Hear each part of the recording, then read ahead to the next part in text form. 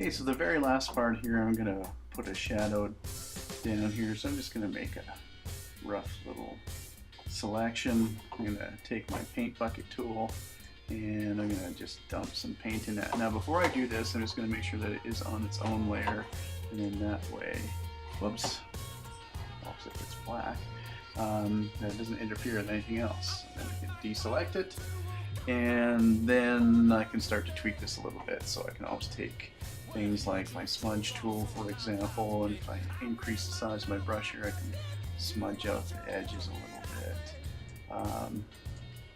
And right now it just kind of looks like a blob of paint, so I'm going to take a filter here. I'm going to take a blur filter, and I'm going to use a Gaussian blur, and I'm going to crank this up a little bit. And that should be good. We'll hit OK. And if it's still a little too dark, you can always turn down the opacity of it. And it gives the impression that there is a shadow there. Now, if it's not in the right place, just take hit V for your move tool, and you can move it around to where you want it to be. And there it is. You've got yourself a shadow for your floating object and or person.